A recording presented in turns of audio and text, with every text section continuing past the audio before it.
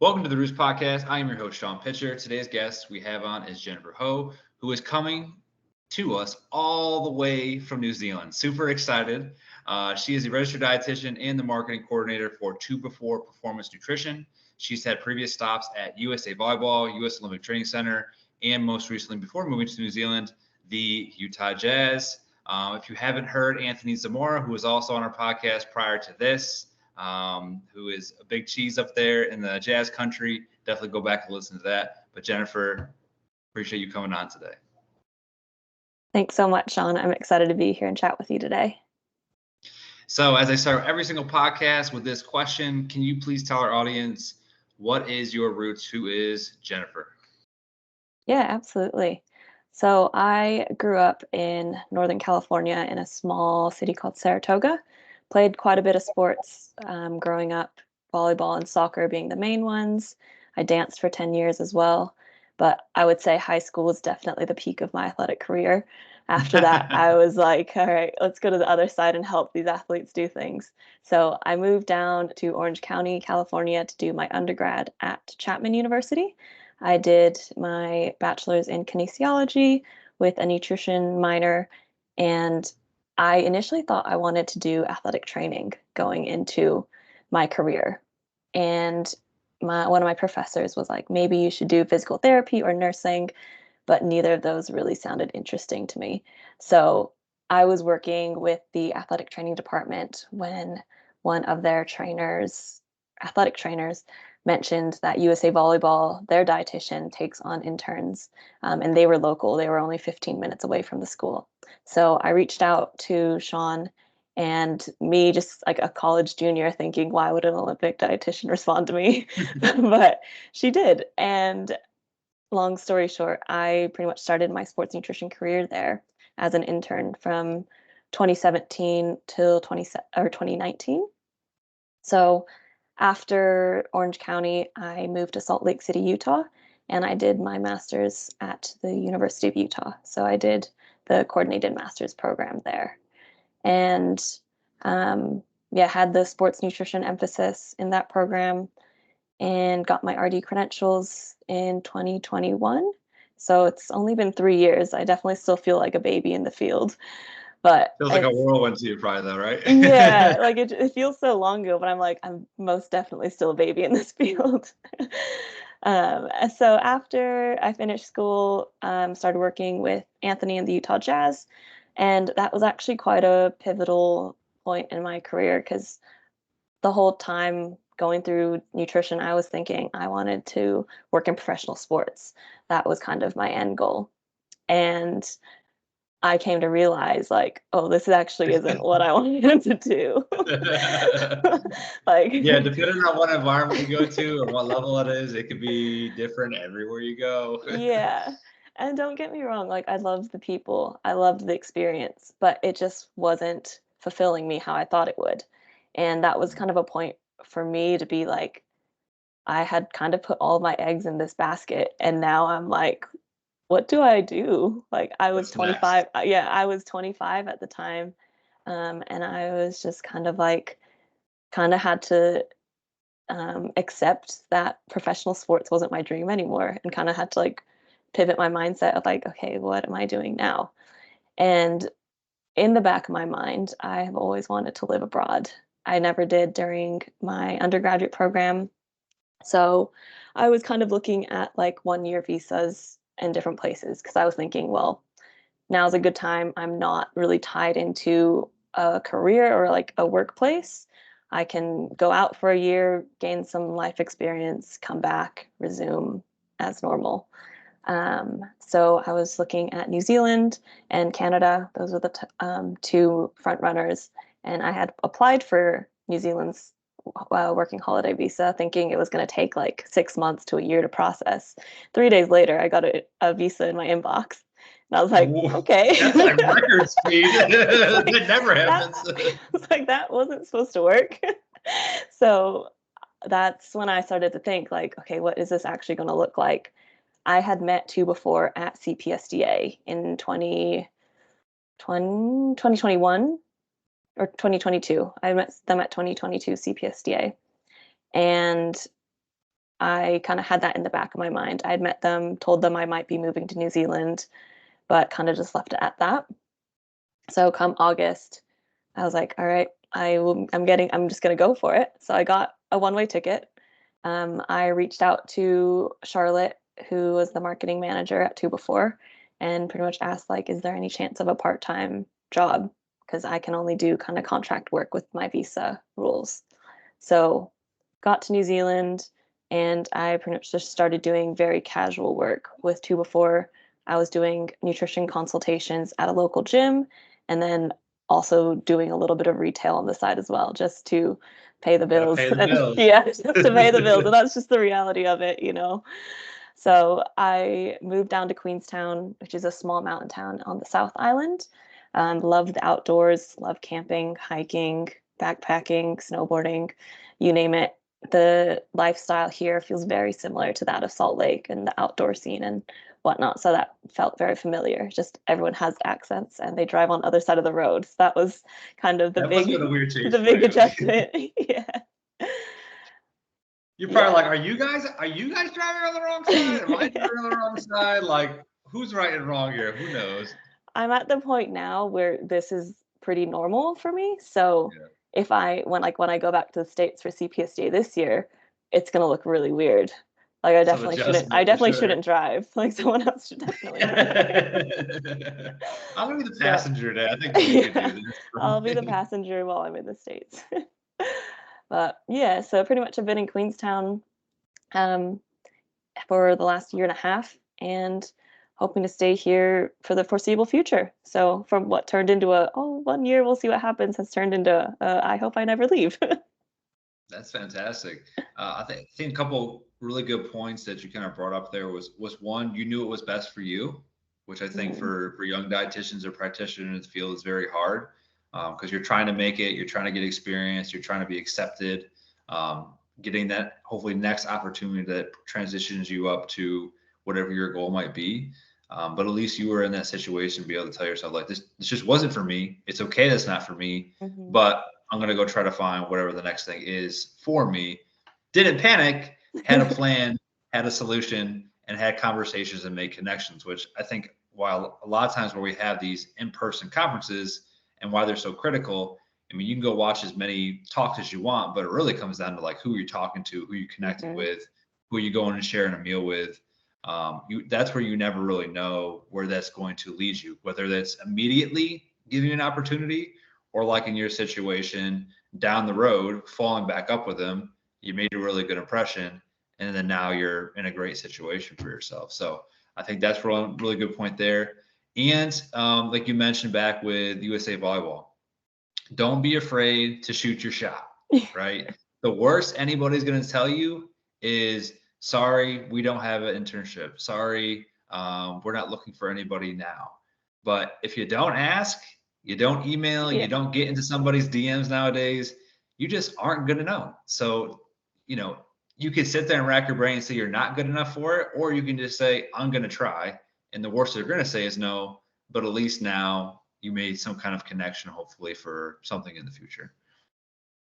Yeah, absolutely. And I think as I just remember as a student going through all of that, having all of those self-doubts and like easily comparing yourself to the next person. And I think that's so normal going through school and as like an upcoming RD, if you're going through a program right now, it's so easy to compare yourself to what other people are doing and thinking that should be your path. But it's really like your path is your path. You make it what you want it to be. Yeah, it's tough to build your own identity, not follow what everyone else is doing, and just having the confidence in yourself as a practitioner to know that like I'm good enough to work with these individuals, whether it's athletes, coaches, certain other practitioners. Sometimes it takes time, take months, years before you are in that position where you actually feel comfortable enough to say like, yeah, I can hang with these guys or gals at this level too. Yeah, definitely. Um, so 2 Before, I know, obviously you said back in 2021. I don't know how long it's been around. But we'll probably get into discussion. You'll kind of give us some insight on this, but how did 2 Before start? What is 2 Before? Has the company always been in New Zealand? Yeah, so 2 Before was actually born out of a research institute. It's called Plant and Food Research Institute in Auckland, New Zealand.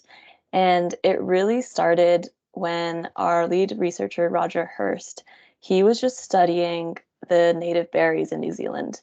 And New Zealand black currants just kept coming up as a front runner. And maybe about 5 years ago is when they were like, let's get this into product form. There's performance benefits. We need to get these to the consumers. So it started as just in New Zealand, and then I want to say 2022 CPSDA is when they first pretty much launched in the US. I believe 2021 CPSDA was still virtual. So they did present a talk on black currants, but 2022 was kind of the first time that the black currants came to the US. And um, how they're processed, essentially, these berries are grown in the Canterbury region in the South Island. There's very high UV exposure, very unique growing environments. So we always say New Zealand black currants because you'll find these berries in, say, Europe or Canada, but because the growing environments are different in those countries, they're not going to necessarily have the same performance effects that we see from the New Zealand berries. So these berries are grown in the summer, they are snap frozen, and then they're juiced. This juice is air dried onto maltodextrin just to help with the solubility in water. And then essentially they're mixed with the other ingredients, which would just be monk fruit sweetener, natural flavors, and green coffee bean for the caffeinated version, and then just bagged up. So it's quite a simple process. The non-caffeinated version is pretty much just a berry powder. So very simple in that sense, where there's not a whole lot of ingredients in it. What else?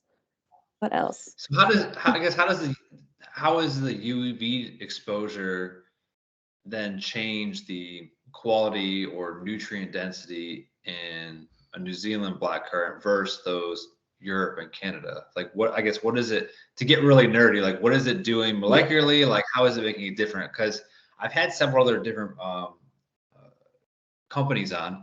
I've had Flavor Naturals, who does cocoa beans, which is they say the highest flavanol content is in Ecuador because of the soil and how they grow down there.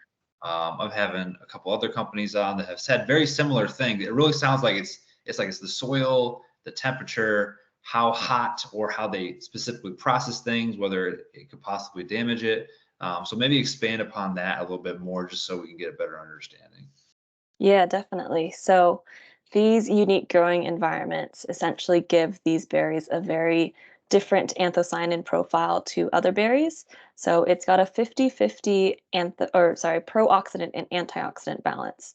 So the pro-oxidant are the delphinidins, the antioxidants are the cyanidins.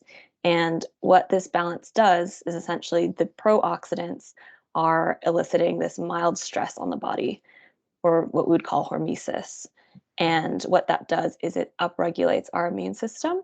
So if you think about a remote start car and how, say, in the wintertime, you're going to start your car a few minutes before you want to leave, just so it's warm and you don't have to wait for your windshield to thaw. Same idea with the black currants and the recovery benefits of 2 Before. So you take the pre-workout before you exercise to upregulate your immune system.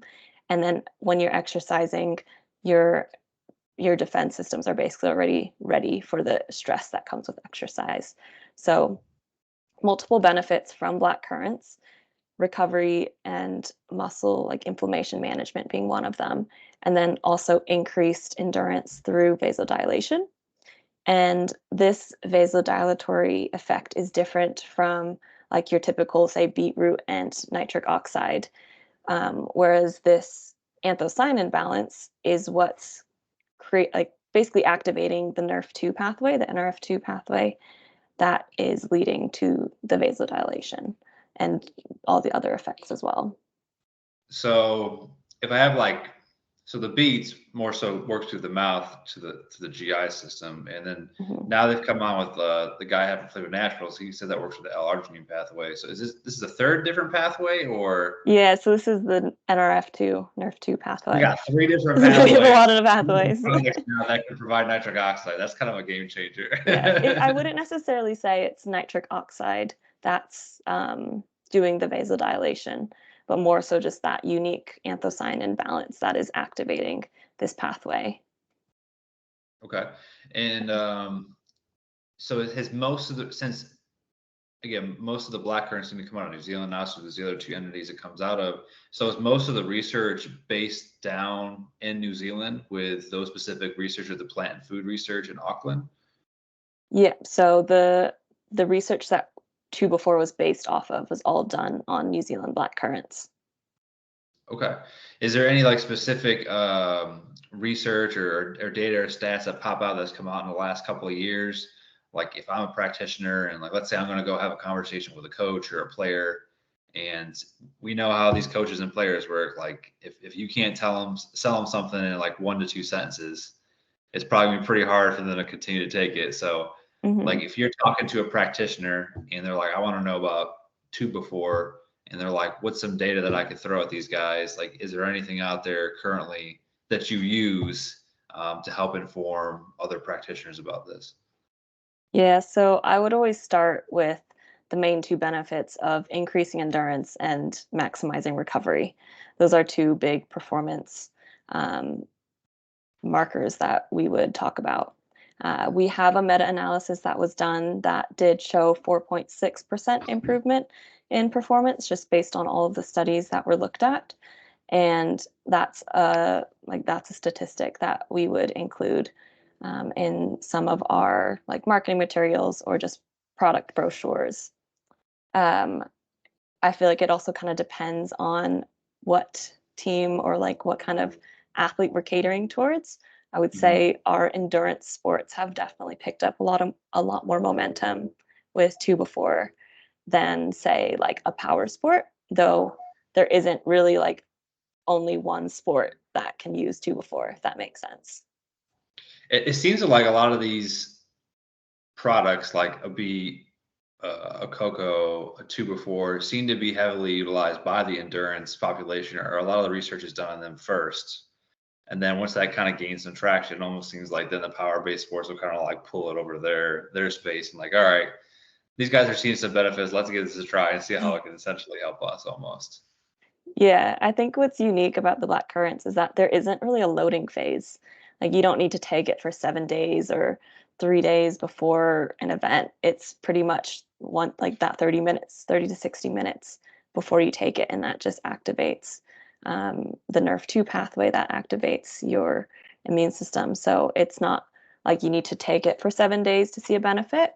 Like you can take it that one time and start feeling a difference.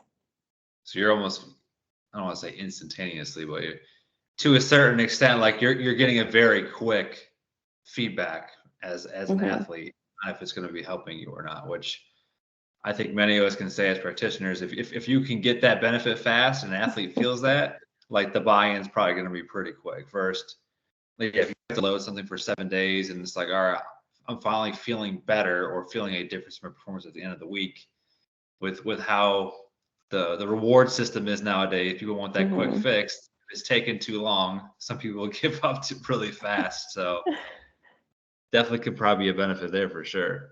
Yeah, absolutely. And we also love to talk about the taste of it too. It's a Mhm. nice sweet and tart berry flavor. So it's easy to mix with different electrolytes. You can mix it into a smoothie and it won't kind of take over the flavor. So there's a lot of different ways that you can use 2 Before aside from just mixing it with water and serving it as individual shots. Say if you are already doing smoothies in the morning or give your athletes electrolytes, just throw some 2 Before in there as well, and it mixes quite nicely. Yeah, I think that's super beneficial because everyone that's one of the things I used to ask. I was like, hey, if I'm going to a conference or, you know, someone says, hey, you got to try this and have your athletes try this, like that's the first thing I'm going to ask because it all It's comes like, down to taste, texture, how does it look visually, and especially when you get like that top athlete or one of the top athletes in your group or sport to accept it or likes it or gets a benefit from it, you're probably going to have a lot higher opportunity for a majority of the team to do it. But we could tell these guys and gals like it has 1,000 different benefits and there's 20 mhm. research articles on it, but if they're like, oh, that don't look good, and then they turn around the next person like, Yeah, bro, don't try that. It's like, It's oh, like that word stuff of almost mouth. gets, yeah, it gets thrown out the window fast. So, Yeah. I guess, from your experience, especially from having the opportunity to work with the Jazz, like what are some techniques you use? And maybe not just with two before, but what are some techniques you might use um, to get athletes to maybe utilize some of these supplements, nutraceuticals, or just certain stuff you want them to try to utilize because you can have a benefit? What are some tips you've tried in the past that may work? I would say first look at their current routine. Like we know athletes are creatures of habit. They do the same exact breakfast routine, pre-training routine, recovery routine.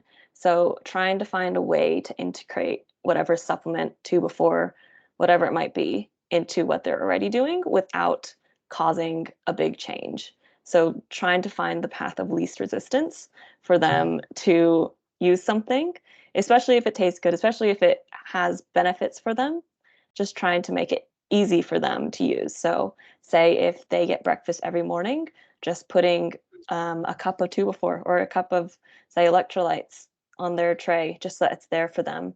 And they don't have to get up and make it. They don't have to do anything aside from just take it from their tray and have it with them.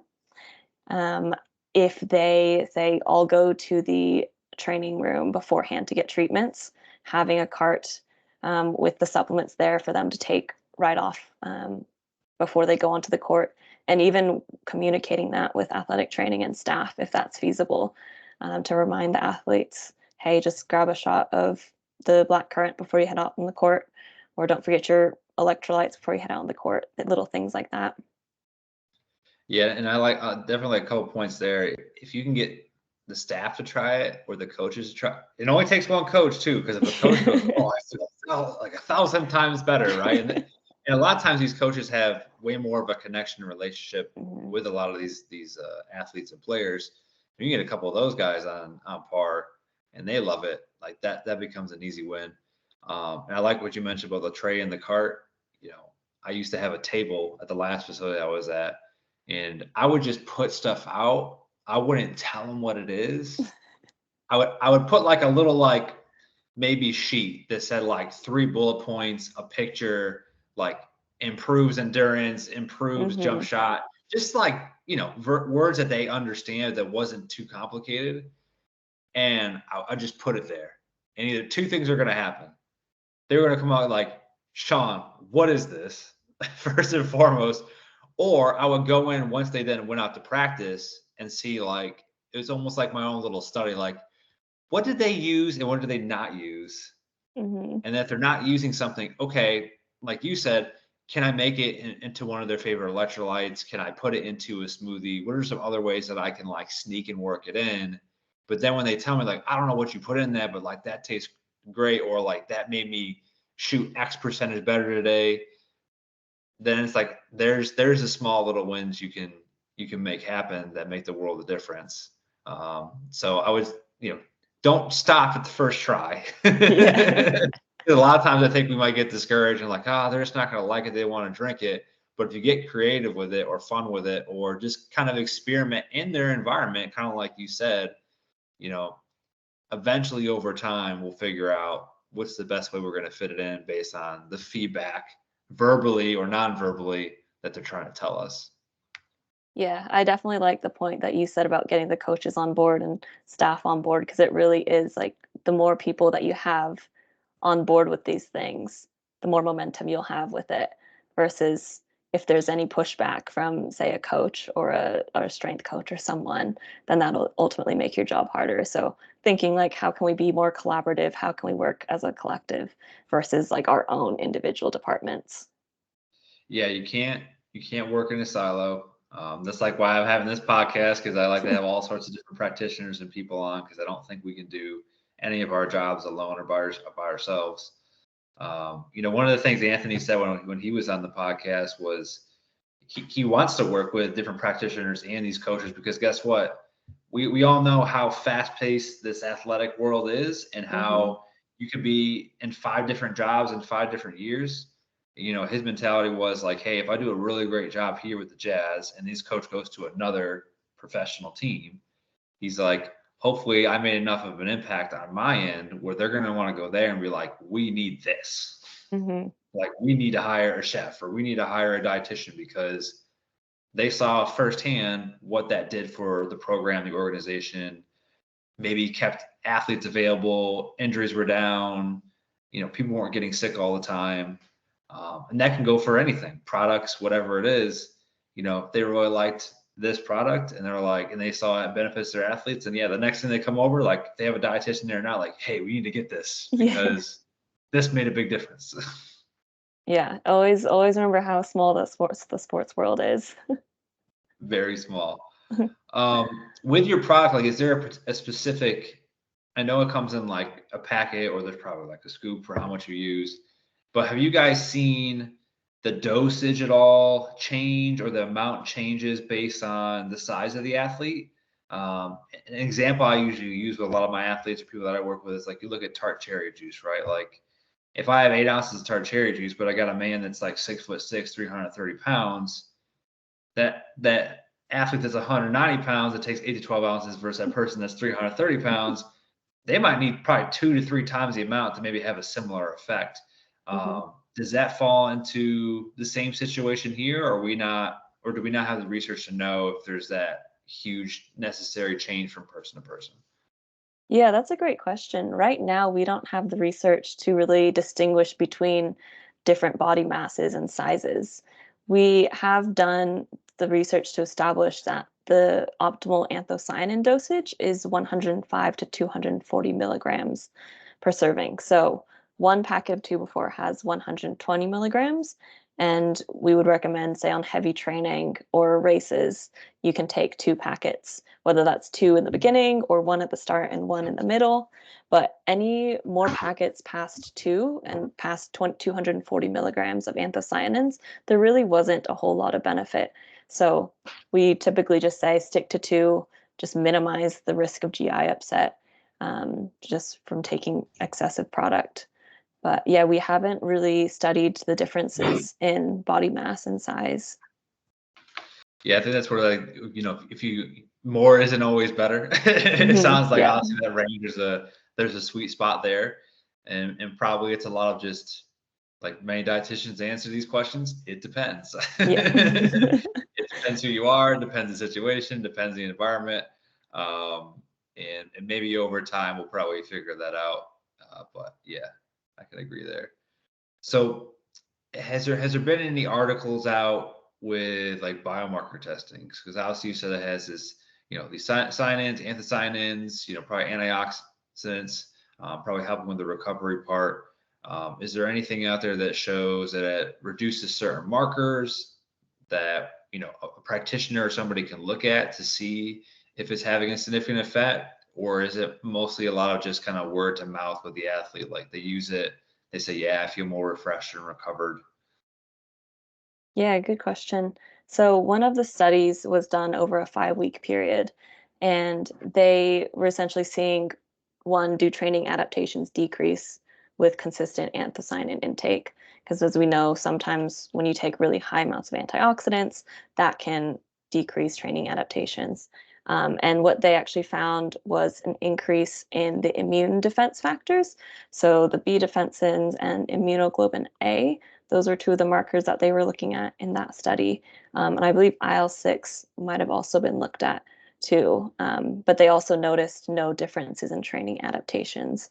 So going back to the mechanism of black currants, and that it's not necessarily like scavenging the free radicals, but turning on your immune system. Um, so I would say those are kind of the 3 main markers. There are definitely more that I just don't know off the top of my head.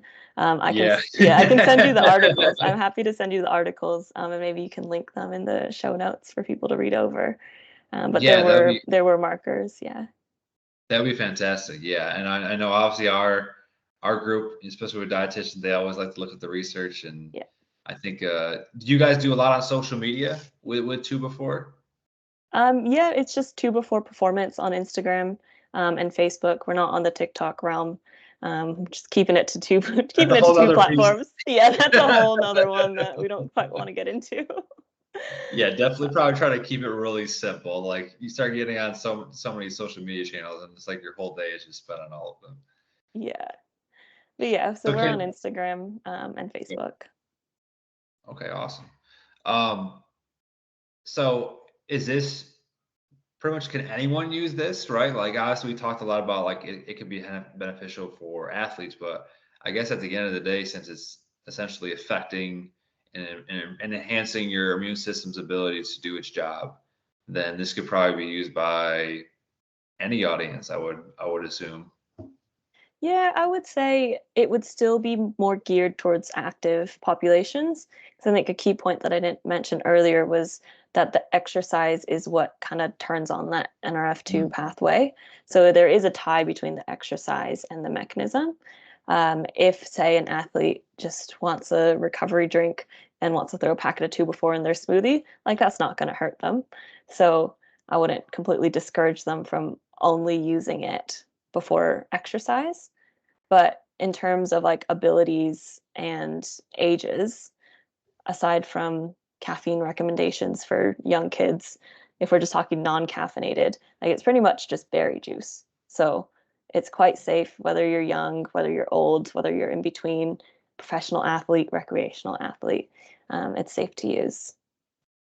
Yeah, that could be definitely interesting if they had like a sedentary versus active and see if there was any like significant differences between there. That'd be definitely pretty cool. You could do there. Yeah, I So. feel like there's like endless opportunities for research studies. Mhm. So what's the next stages for two before? Like, is there anything you guys are looking to do beyond what you're currently doing? Obviously, I know you have the main product, you have the one with the caffeine. Um, what's like the future look like for two before? What are your guys like next direction if that's something you can talk about?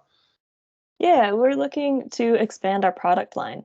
So right now, what's in the works is thinking of like a mid workout product. Um, that's kind of our next step, next vision. But like big picture, we'd love to expand to do maybe more lifestyle products, complete the active range, maybe have a recovery product. So there's a lot of opportunity and growth in the future, which is really exciting. Yeah, but you can give that 360-degree approach from before the training to after the training. Yep. And especially if you can be a one-stop shop for an athlete, so they don't have to buy 70 different brands of stuff, which, Yeah. sometimes that can be challenging. It's like, oh, I'm buying from this supplement brand for this and this for this and this for this. And then it's like, I got 4 or 5 orders later and it's like, oh, I wish I could just get it all from one spot. It's like Yeah. when an athlete goes to a university, right? They're like, can I just get all my practitioners in one spot? Like, I don't want to have to go 7 places to like meet 7 people. Yeah, no, that's a great point. Just keep it simple and just get people what they need. Yeah. So, kind of to start winding down and a fun question to end this, Yeah. maybe what is your favorite dish or cuisine that you've had so far since being in New Zealand? Ooh. So I think it's a bit hard to answer that question just because I'm in a mountain town.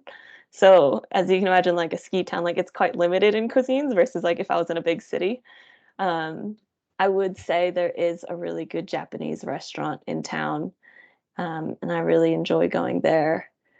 But um, Do they have mm, delicacy? Like, is there something like New Zealand's known for? Like, if oh, like we were meat to like meat go to pies, meat meat pies and pies. sausage rolls.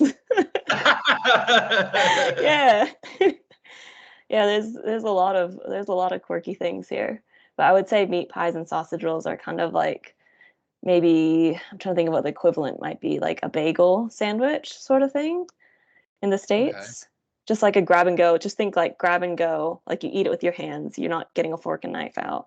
Is it like an empanada almost, like with the No, pie? it's like a chicken pot pie, like but Oh, just like an like actual pie. yeah, Oh, but like think okay. small and handheld. Oh, that's funny. Yeah. Yeah, probably. So Yeah, like like you. flaky buttery pastry with like meat inside of it. I mean, you can't really complain about No. that. Like that seems like it's white to meat. Yeah, I think it would do well in the States, truthfully. So Oh yeah, I maybe mean, that'll be a anything future that's like business. fast, easy to grab, and tastes really Yeah. good, like people are gonna be like, yeah, absolutely, let's go ahead and do it. Yeah. Hey, So it I only think takes that's one the person. If you cuisine. bring it back, you make meat pie. I doubt that's the next company you want to start, but Yeah. So how can people reach you?